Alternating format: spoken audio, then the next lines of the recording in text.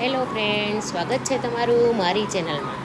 આજે આપણે બનાવીશું ગુજરાતીઓના ફેવરેટ નાયલોન ખમણ, જેની રેસીપી હું તમારી સાથે શેર કરી રહી છું. જો તમને મારી રેસીપી પસંદ આવે તો મારી ચેનલને લાઇક, શેર, સબસ્ક્રાઈબ કરવાનું ના ભૂલતા. તો ચાલો જોઈ લઈએ. એના માટે મેં અહીંયા 1 વાટકી પાણી લીધું છે. તમે કોઈ પણ વાટકીનું માપ સેટ કરી શકો છો. તો અહીંયા રેશિયો છે 1 ભાગ પાણી અને 2 ભાગ ચણાનો લોટ. તો હું આ બાઉલમાં 1 કપ પાણી લઉં છું. ત્યારબાદ તેમાં 1 ચમચી જેટલા લીંબુના ફૂલ લીધા છે અને 3 ચમચી જેટલી ખાંડ લીધી છે.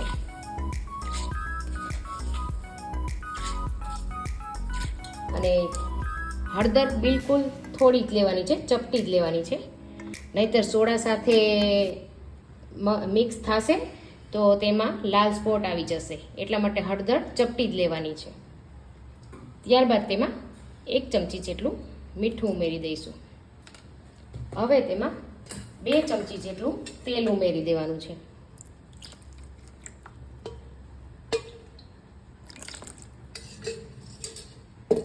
આ બધું ઉમેરી આપણે તેને સારી રીતે ફેટી લેવાનું છે.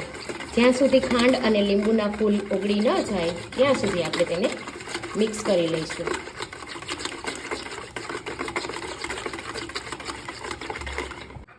અહીંયા ખાંડ અને લીંબુના ફૂલ સરસ ઓગળી ગયા છે. તો તેમાં આપણે ચણાનો લોટ ઉમેરી દઈશું. ચણાનો લોટ બારીક એકદમ આવે છે એ જ લેવાનો છે, ચાળીને લેવાનો છે. 2 વાટકા ચણાનો લોટ લઈશું.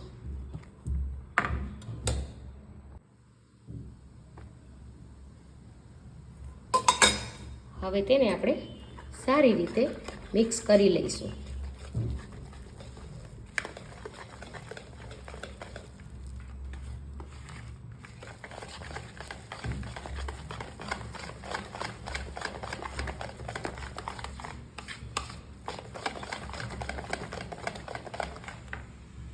બેસન અલગ અલગ પ્રકારનું હોય છે. કોઈમાં થોડું પાણી વધારે લાગે તો આ થોડું બેટર મને ટાઈટ લાગે છે તો થોડું માઇનર પાણી ઉમેરશું. તેમાં બેટર આપણું લચકા પડતું હોવું જોઈએ.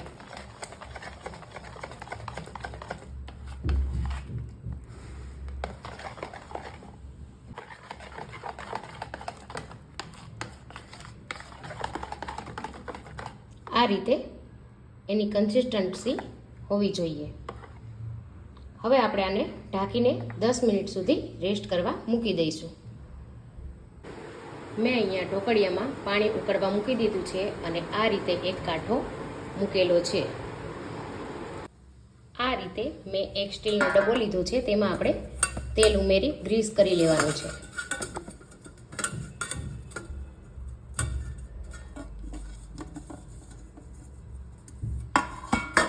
તો આપણું ડબ્બો ગ્રીસ થઈ ગયું છે. હવે આપણે આ બેટર પાછું લઈ લઈશું. 10 મિનિટ પછી બેટર થોડું ઘટ્ટ થઈ ગયું છે. હવે આપણે તેમાં 1 ચમચી જેટલા બેકિંગ સોડા ઉમેરવાના છે.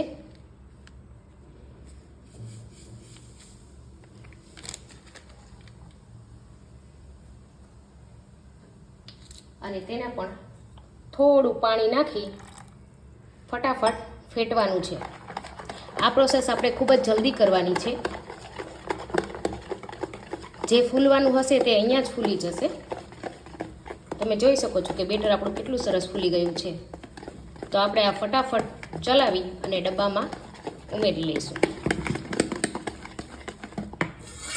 આ ડબ્બામાં આપણે ઉમેરી લેવાનું છે.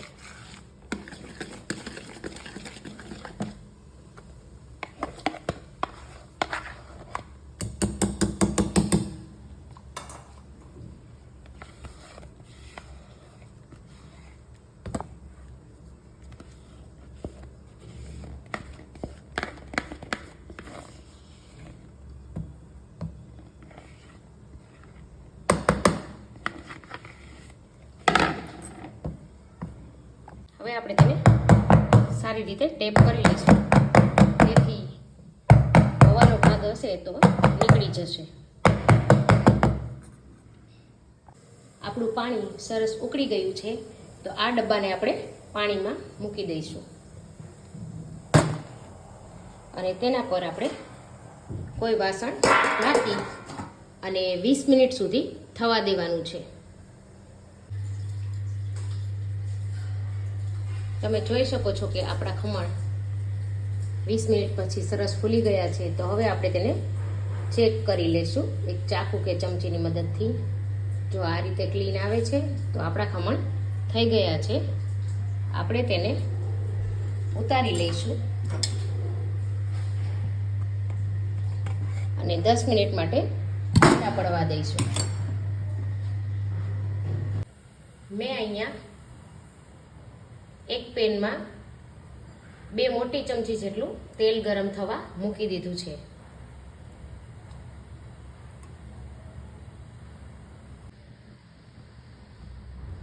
તેલ ગરમ થાય એટલે આપણે તેમાં 1.5 ચમચી જેટલી રાઈ ઉમેરીશું. રાઈ થોડી વધારે ઉમેરીશું જેથી તેનો દેખાવ ખૂબ જ સરસ આવે. ત્યારબાદ લીમડાના પાન અને 2 નંગ મરચાં કાપેલા ઉમેરેલા છે. એને આપણે સારી રીતે સાંતળી દઈશું. હવે આ મરચાં સંતળાઈ જાય એટલે આપણે તેમાં આ 1 વાટકી જેટલું પાણી ઉમેરી દેવાનું છે.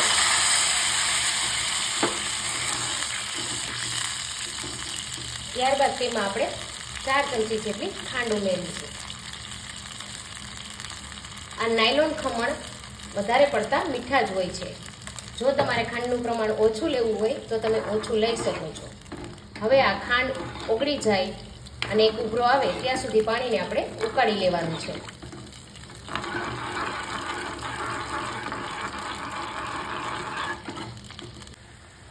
હવે આપણું પાણી સરસ ઉકળી ગયું છે તો આપણે ગેસની ફ્લેમ બંધ કરી દેવાની છે અને 5 મિનિટ ઠંડુ પડવા દેવાનું છે. એકદમ ગરમ ગરમ વઘાર આપણે ખમણ પર રેડવાનો નથી. જો આટલો ગરમ વઘાર આપણે ખમણ પર રેડીશું તો તે ખમણ બેસી જશે, ફૂલેલા નહીં દેખાય. એટલા માટે આપણે એને 5 મિનિટ ઠંડુ પડવા દઈશું અને ત્યાર પછી આપણે તેને આ રીતે પલટાવી લઈશું. તમે જોઈ શકો છો કે આપણા ખમણ કેટલા સરસ બહાર નીકળી ગયા છે. તો હવે આપણે તેના કાપા પાડી લઈશું.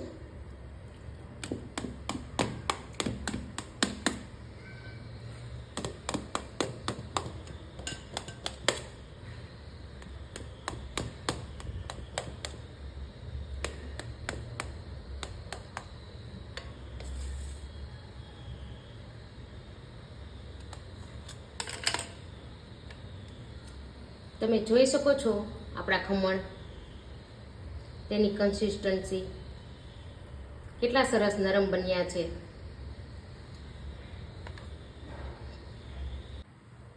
હવે આ ખમણ પર આપણે બનેલો વઘાર ઉમેરીશું.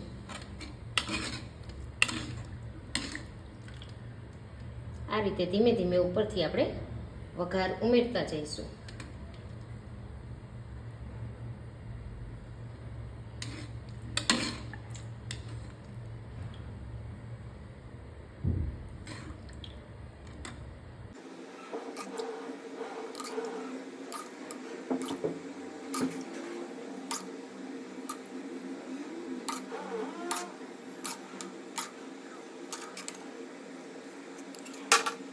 હવે આપણે આ બનાવેલા ખમણને એક ગાર્નિશ પ્લેટમાં લઈ લેશું.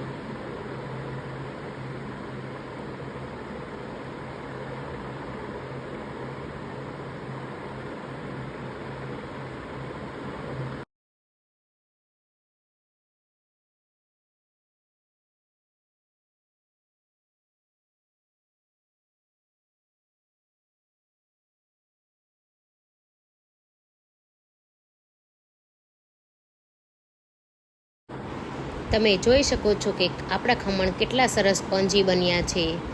તો આવી જ અવનવી રેસીપીઓ જોવા માટે મારી ચેનલને લાઈક, શેર, સબસ્ક્રાઈબ કરવાનું ના ભૂલતા.